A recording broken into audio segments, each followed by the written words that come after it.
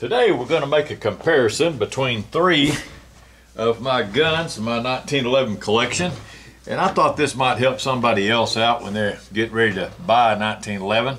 Not really sure exactly what to buy, and these are just some things to think about.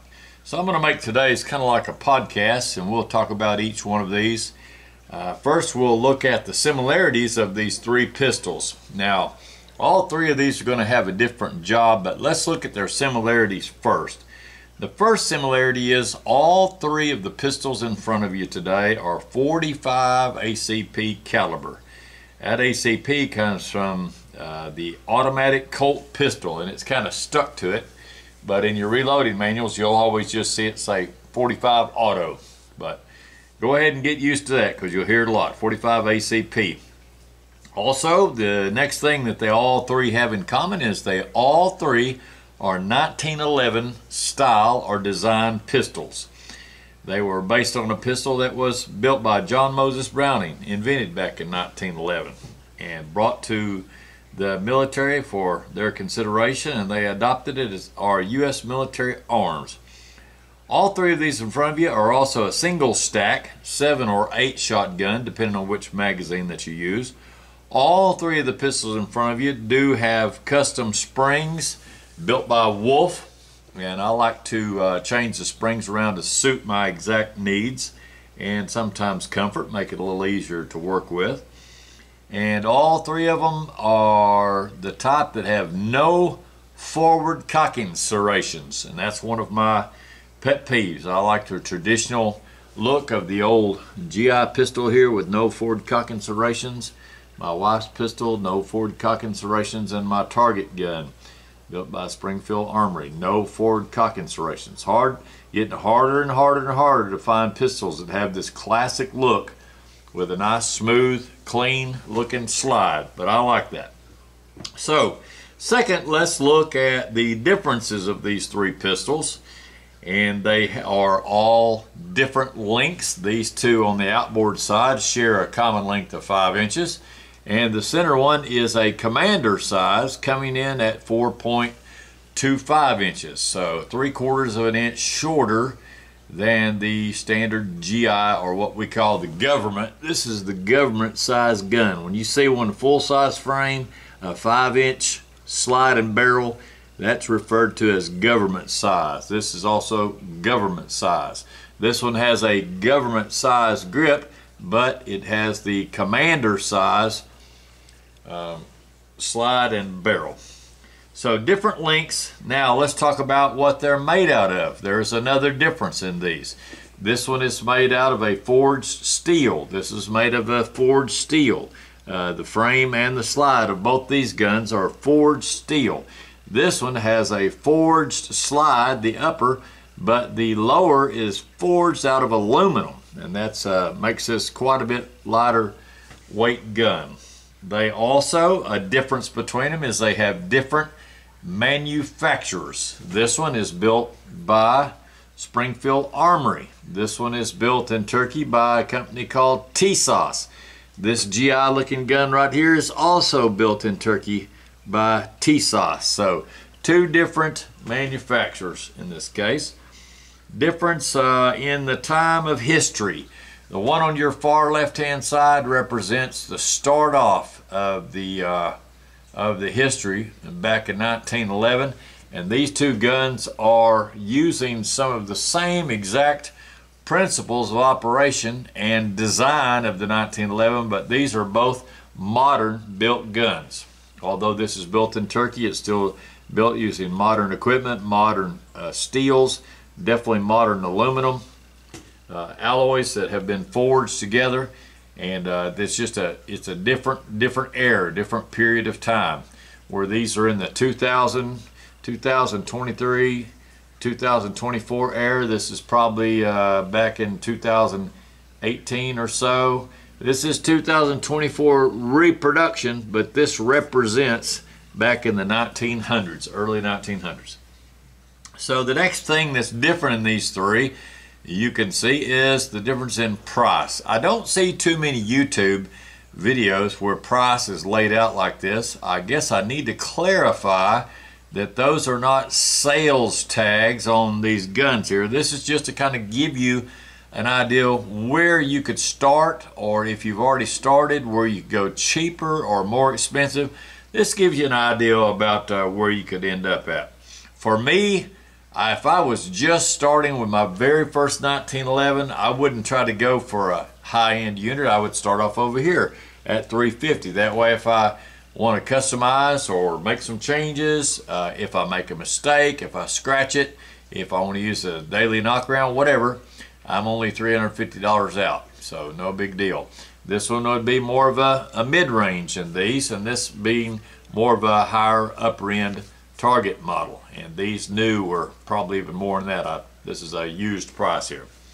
So the next thing we'd like to look at, I will break these down into the individual guns. Let's talk about this one on your far left, this guy right over here, which is the GI. The GI 1911 reproduction is a shooter for daily use here on our farm.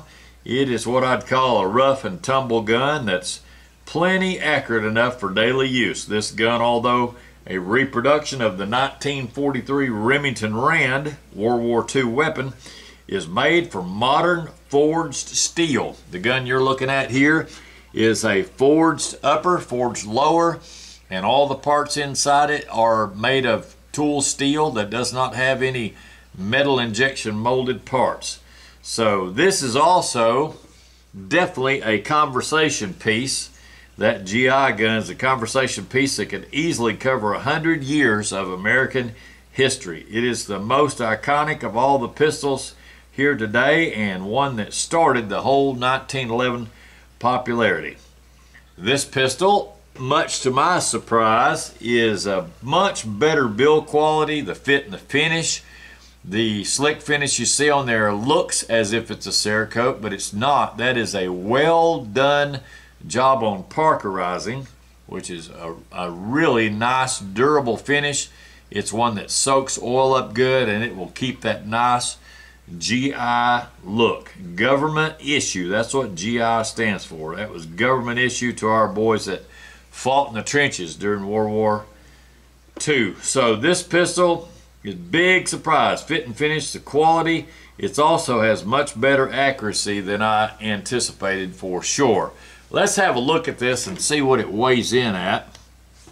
I have checked all these guns empty, but we'll go ahead and open it up, make absolutely sure. I'll lay that out here, and I'll do some zooming in. And you can see that pistol is coming in at 36, looks like 36.7. Zoom in just a little bit more. Yeah, 36.7 ounces. So that's basically approaching the 40-ounce mark on pistols. We'll put him back over here where he belongs. And that has impressed me. I'm going to tell you, that pistol right there has really impressed me. And I don't get impressed easy on pistols, but it really has. It's a very nice pistol. The GI look, it doesn't really need anything other than I put some lighter weight springs in it. And then I also did one more feature on this gun, and that was I went ahead and painted my front sight gold just to make it a little easier to pick up when you're in the late evening on the farm. I'm out shooting cans, shooting targets, or whatever else needs to be taken care of. It makes it, for my old eyes, it just makes it so much easier to pick up that front sight if you've got a little touch of gold on it. So I like that, and that was just Tester's gold paint. You could use a gold paint pen, but for me, I had some Testers here handy out of my wife's crafts, arts and crafts, and I've done a video on that. So if you look it up at Shoot Fire with Ashley, you will see that. Now, the middle gun, let's talk about it a little bit. This guy right here, this one, its purpose is, it is the shortest and the lightest of the 1911s that you see on the table. And it is a Stingray. That's its nickname, its code name when it goes on a mission. It is called the Stingray, also built in Turkey by E.D.C. This pistol serves as an E.D.C. You'll hear that term thrown around a lot. If you're reading any gun magazines, you'll hear E.D.C. or C.E.D.C. written. And most people don't know what that means, but it means everyday carry. So that pistol in the middle is my wife's everyday carry for personal protection. This pistol also has an aluminum frame. This pistol will be weighing in at 26 ounces, and it also runs a commander length barrel. So 4.25 inch barrel, and the slide to go there with 4.25 inch. This E.D.C also sports a copy of the Ed Brown bobtail in the case for concealed carry. So to make this gun just a little easier to work with for concealed carry, they went ahead and sawed that tail off, and that they even give Ed Brown the credit for that, because that's kind of one of his designs that he did. Ed Brown's concealed carry bobtail, and if you buy one of those off Ed Brown, you're going to be spending $2,000 or $3,000. And this one, you can come in and have you a bobtail for $650. So I like that. That's a lot more to what fits my budget. You may be the type of person that can dump $3,000 into one single pistol, but I say more power to you. If you can do that, I'm happy for you. Everybody's budget's a little bit different. So this gun is also going to be used for close-up work. Most times if you pull a pistol out for personal protection, you're using it for 7 yards or less. But it's a very nice little pistol. It has 3-dot combat style sights, kind of a Novak style sights. It has the ambidextrous controls, and I'm really happy with it. My wife likes it a lot. They are heavily oversprung. Let's go ahead and weigh this little bad boy. Bad girl in this case. They are heavily oversprung, and I went ahead and changed those springs out. Let's zoom in a little bit. All right, we're coming in at 26.3 ounces, so quite a bit less than the big brothers here. The solid steel 1911s, they're always going to push right at 38 to 42. Somewhere I just rounded. It's just so much easier. Just call them 40-ounce guns. So this one is 26.3. By the time you put a mag in it and stuff, you're going to be a lot closer to 30 ounces. But that's still pretty impressive to me to have a 26.3 ounce gun. And for my wife, she had problems cocking this gun when I first got it. So let me tell you how to deal with that, and that is with the Wolf spring. So I took this gun and went ahead and put her in a nice softer spring to deal with the recoil spring and the hammer spring. So now when she goes to cycle the slide, that thing is buttery smooth because it has a 14-pound spring in there by Wolf, and it is a progressive or variable rate spring, which means it's going to be much like a compound bow. You know how when you pull a compound bow, they're very hard when you first start to pull, and then you feel kind of a cam over, it breaks, and then it gets really easy. So back here where it's most critical for you to have the gun all the way to the rear, it's soft at that point. And then when you let it go, for it to chamber the first round out of the magazine, as it's going forward, it goes faster and faster and faster, and at the end, you get the full pressure of that spring, and it really helps a lot. And I lighten the trigger for her. It has a nice 2.5-pound trigger. That's pretty light, but that's what she wanted, so I do not argue with my sweet wife. What she wants, that's what she gets on stuff like that. So that is her everyday carry, E.D.C. Plenty accurate enough for close-up work, and she's done some fun target shooting already with it on the farm. We've shot some balloons. She shot some playing cards at 7 steps, 7 yards, and also been able to shoot pretty much anything that she wanted with it. And that little gun has proven itself to be plenty accurate to get the job done on the farm and for everyday carry. So that's a good thing to know, is try to get your gun built around the purpose. Pick one that's built around the purpose that you're looking. I've made this mistake through the years of getting one gun and trying to make it do everything. And a gun is a tool, and use that analogy. Tools are all have different purposes. Some things you can use them for. You can cross them across like a big heavy pair of pliers. You could use it to tap a nail in from time to time. I've got a pair of pliers that I use as a hammer a little bit. Right here, this is a good example. These old square lineman's box end pliers, and I use these for tapping some of the pins into the guns, but it's not as good as what a hammer could be for the job. I do that because it's right there handy, and maybe I'm using it for other things. But in the pistol arena, it is really nice to have a pistol that's for the job that you want. This one being, it could be used as an everyday carry, but this is more of a conversation, more of a farm gun for me. This one is definitely good for everyday carry because of the aluminum frame and the shorter than government barrel at 4.25. This 4.25 is becoming a very popular. Commander size guns are really, really popular. A lot of companies have started going this route where they give you a full size grip, but they give you a shorter than full size sliding barrel. And Glock is doing that. I know XD, built by Springfield, has done that. The Walther PDP has built a gun that's got a full size grip but a smaller frame and barrel. So commander size gives you that good control for target shooting and being able to just hit very accurately, and then the shorter barrel and slide gives you a little bit more concealability. So the last one on the list, last but not least that we have today, is the stainless steel target pistol right here.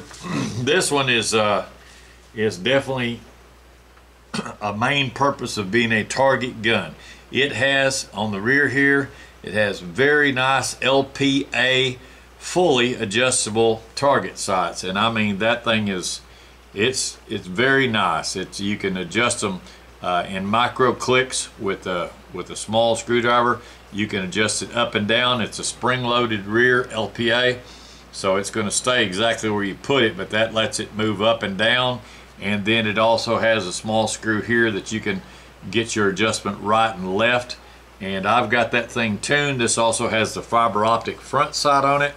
I've got it tuned to where the bullet hits right on the tip of that green circle or green dot. So when I put this all flush together and put that on target, I know my bullet is going to hit right on the top tip of that, like shooting fine sights. And I like that a lot. Instead of trying to superimpose the green dot, when you superimpose a green dot over the target, you're covering up your target. So if I'm shooting at playing cards, trying to hit the Queen of Hearts and hit the heart, you have to have it really adjusted for fine.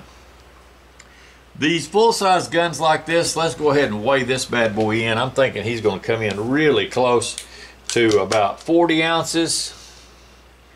Let's try him in here, see what he comes out at. I'll zoom in so you can get a good reading on it.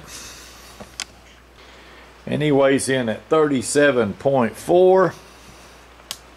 That's a pretty good weight, 37.4 for a full-size steel. Like I said before on the GI, let's do a comparison on those two. 37.3, most of your solid steel guns that are full length 5-inch will be really close to 40 ounces, really close. Now he comes in at 36.7, and the other one, the stainless steel target's at 37.4. So both very close to being a 40-ounce gun. But when you compare that to Mama's gun, her little E.D.C. 26.3, man, that's a huge difference. And you can sure feel it when you go to carry that gun. It's a nice gun. It's a great gun for E.D.C. carry.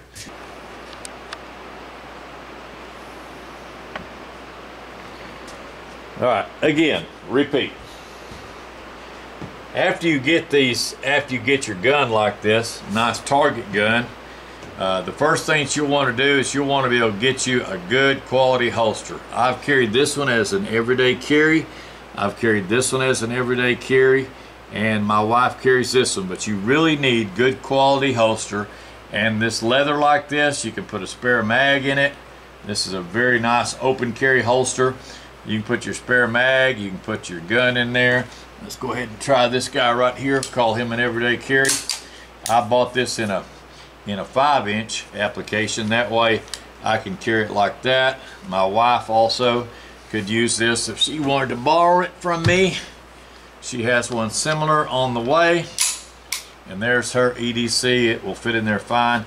It's a little extra holster for her because this is designed for a 5-inch gun, but there's not a lot of benefit to changing that. I just like to have the extra 3/4 of an inch. That way it will fit either gun, no problem at all. And these holsters are built by a great American company. They build them out of American cowhide, and they are high quality holsters, really nice. They hand sew these. They're not made by a computer on a machine. These are hand built one by one, and this is the company right here, 1791, that builds these. I really like that company. They've been good to me. They provided one of those as a sample for me to evaluate, and I believe it was this one right here. They provided that as a sample. Then I went ahead, no, I got that backwards, excuse me. They provided this as a sample, and I wanted one that had the magazine holder, so I went ahead and bought this second one as one with a magazine holder for my everyday carry rig. So great company, 1791. That's the year that they came out with the Second Amendment to our Constitution, got that put into law, ratified, and it's an excellent holster company. I really like them. They make a lot of good quality holsters too. You can get them in inside the waistband, outside the waistband. They make them in I believe they make a shoulder holster, carry. They make a little bit of everything. They also build a really good quality belt. So if you wanted to have a belt to go with your new holster, you can purchase a 1791 belt, and they're really good quality. Well built, all American made in America, American workers. I like that a lot. Now this gun here, even though it's built in Turkey, there are some American young men that work there in Tennessee that have come up with a program for this. They did some of the CNC work and machine work, and so this is supporting some veterans and some American workers also, and I'm thankful for that. So if you want to get you a nice 1911, you want to come in just getting started with it, you're going to be hard pressed to beat that one at $300.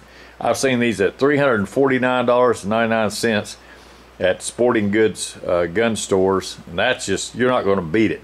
Have a solid forged lower, forged slide, forged barrel, you're not going to beat it. And this, my wife, T-Sauce, the same thing. It came in at I believe I paid $629 for that, with taxes might have been around $650. I've just added a few little things. We added the G10 grips to it. This is a EGW. They were kind enough to send me that nice slide stop and stainless steel mag release. Added those two little features to it.